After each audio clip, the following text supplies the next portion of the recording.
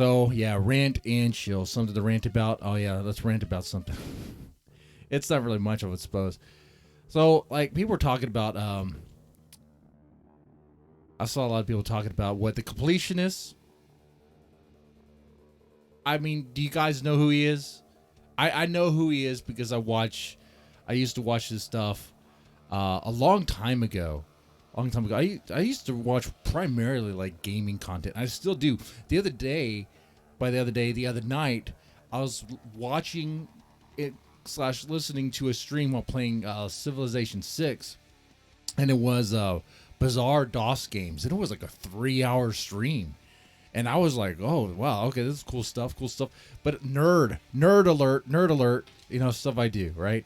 One time I listened to a 8-hour stream. It was a presentation. This guy talked about the ins and outs and depth of like Mega Man stuff. I'm like, what?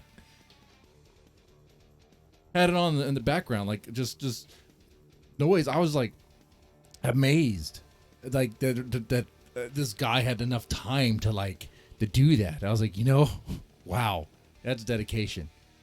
4 hours in, I had to finish it. So yeah, as a nerd like myself, you don't think I would know about the completionist? Of course I know about the completionist. But if you already know about him, you already know about what happened through like sources that are like going through his stuff. It's like it looks like charity fraud. I mean, you could say it. Let me ask you this. I need to know is this. So this guy, let me get him on the screen. Get an image of this guy. Gerard is his name. The completionist. His charity's the Open Hand Foundation. What does it do? Well, it's supposed to raise money for fighting dementia of all things. But has it ever given $1 to any of that stuff? No. According to the receipts, it hasn't. And in fact, according to Gerard himself, it's just sat there. It just sat there in a bank account. I hope while the money's still there. Well, I'm sure some stuff has been used. It just sat there. And the thing that makes it interesting. Over the past few... Yeah, here he is. Let me put this on the screen here. The thing that makes it complicated is that this guy would be on streams and stuff to raise money for this. And when the stuff he'll say is like, oh, all the money being raised is going towards the Open Hand Foundation. And he'll use phrases like, we are working with like a particular university, particular people, and to... like using the verbiage of working with blank implies that you are actually active in what it is you are doing with your charity, right? But when it turns out, oh, you actually weren't doing that. In fact, you weren't doing anything with it. It was just sitting there. That's bad. That is a false statement there. You're selling people the wrong thing. You're misleading people. Okay? You're saying one thing when it's actually the other. Okay? That's pretty bad. Like, guys, if I did a charity stream and I was going to raise a lot of money for St. Jude, all right, and all the money... No, let's make it better. Let's say I start my own charity, okay? It's called Cancer Sucks. It's the Cancer Sucks charity, okay? And every year I'm raising money for it. And, I'm doing pretty good, raising a lot of money for it. And then you guys find out that I have that money still in my bank account, and I haven't given any of that money to like St. Jude's or other hospitals to help fight cancer or help research for treatment or whatever it is. Even if it would, that would be bad, right? Let's add more into that. Let's say during those streams while raising money, I was like, hey guys, every dollar raised is going towards St. Jude. We're working with them to help cancer research and stuff like that. You might be like, well, why don't we just donate to St. Jude directly, or someone do something else? Why be a middleman for when it doesn't need to be? That's weird. That's really weird. But yeah, it's not a good look. It's looking like fraud, man. The problem is the guy is liked, and a lot of people trust this guy. And right now he looks like, right now he kind of looks like he's been in a cave for a while. Right now, actually, I put him on the screen. We're like, wait, if you didn't know who he was, be like, is he a terrorist? I mean, he's looking pretty bad. He's looking pretty bad. They finally gave 600K 2 days ago. Well, that's good. That's good. I'm glad he gave the money now. Probably would have helped if he did it sooner. You know, I do have mixed feelings about the other guy. That's the name, Ordinary Gamer. Like, all right, when YouTubers act like investigators and they really dig into things, like you could easily cross the line to where it gets from everything he's shown in his. If you don't know who the Ordinary Gamer is, him and I forgot the other guy, they really exposed this whole thing. And I mean, they showed the stuff that they did, what they looked at, and it was information that was open to the public. Like you can look at it and you can request it. So it just, there's some people who do that in certain spheres, like the I guess the true crime sphere at YouTube, where they actually dig into people's lives and do like doxing stuff, and that crosses the line there. Okay, so yeah.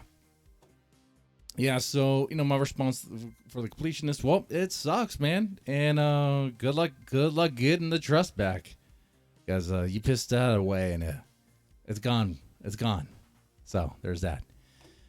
I don't really donate to if I'm going to donate to a cause, I'll just donate to St. Jude's directly or something like that. As someone tells me that they have a charity organization, am I going to donate to it? I don't know them. I don't trust them. Okay. So no.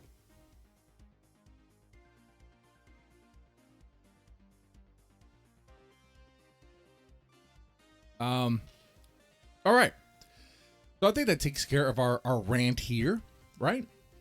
Are there other things we can rant about? Oh, before we get started, I suppose, before we get into the love bites, people are freaking out over this thing. I was looking for the exact clip. You guys probably heard about it or seen it too.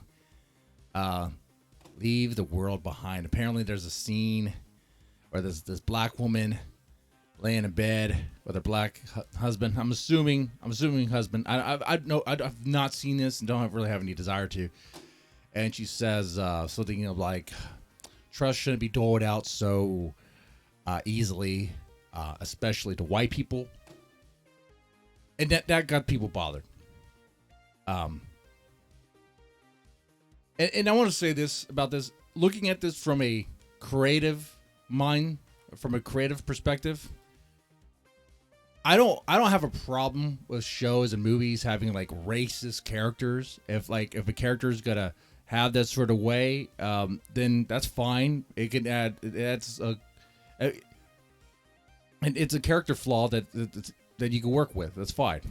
I've not seen this. Like I said, I don't have any desire to. So I don't know if it's like, oh, the character thinks that way. Maybe she learns something towards the end. I don't know what the full-on message is. Setting that aside, I guess people look at it and be like, but the bigger context is, why is it there? Are they trying to still stoke some like, are they really trying to stoke tension with this? I mean, tension's been here. I mean, come on now. Come on. I tell you what was stoking tension. Maybe a little bit of this, but maybe of like, man, when they were trying to redefine what the word racism means, like to be racist. I don't know if you know this. Some of you guys are in Canada, but here in the States, they redefine what to be racist means. It means not only are you prejudiced, but you have power. The only way to be racist is to have power, which means white. That's so it's like a very American way of looking at it. because that wouldn't make any sense. Let's say if you're in China, because I mean, clearly there's people in power there, and they're not white, but okay. Or let's say Mexico. Clearly there's people in power there, and they're not white. Or let's say, I don't know, Africa. Hey, guess what? There's people in power there, and hey, guess what? They're African. Okay. So I mean, a very really woke, really American way to look at it is be like, oh, the only people who can be racist are white people. Which, if you live in America, it's like, that's not even freaking true. Are you kidding me? Are you freaking kidding me? People can be racist towards each other just because. That has nothing to do with that. What color you... but if you look at it, if you take that account and look at what they did here with Leave the World Behind and having that scene there, be like, is there a bigger implication? Are they trying to, like, I don't know, trigger a race war? Is that what people are freaking out about? I'll say not anymore than the stuff they've been trying to put out in universities and things like that, okay, at the colleges and stuff. There's some crazy ideas. Clearly, as you can see in the news and stuff, it's okay to say blatantly racist things towards white people, but towards anyone else, it gets they're like hush hush. Okay, you see it in the news when it's like they won't even report on the person's race when they report a crime, unless they're white. Unless they're white, that tells you something. Yeah, man, it's pretty much dunk on Whitey, shit on Whitey all over the place. Okay, white man bad. Blame the white man for all the flaws, all the trouble, all the stuff. And I hear it too. I live in my family's mixed, half Mexican, half white, and on their side, when family comes together, it's a lot of white man this, white man that, and a lot of times I play into it. But then eventually it's like, you're half white, brother. You're half white. Like, what the hell? What the hell? It ain't me. It's the rich ones. Come on, man. But the other thing is, it's just a stupid show that I had no desire to watch. And I think talking about it, like, let me put this away. Like, Leave the World Behind, I didn't even know was a thing until people started talking about it. So, really what I think is going on here is this is just a way to get people to talk about it, to get people to watch it.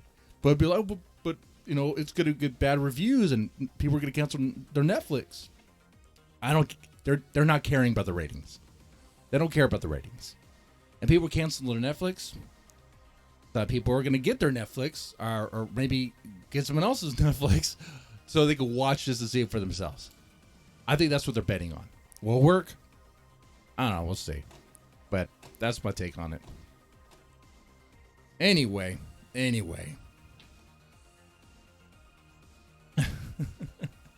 Hey, yeah, Justin Trudeau is prime minister. He more woke than people in the U.S. and he did blackface twice. Hey, you know what? I guess that's what you have to do to be woke. I guess that's what you have to do to be a true ally. Is to do blackface twice. How many times I've done blackface? Zero. Okay. So, yeah, there's that. Anyway, now let's get into it.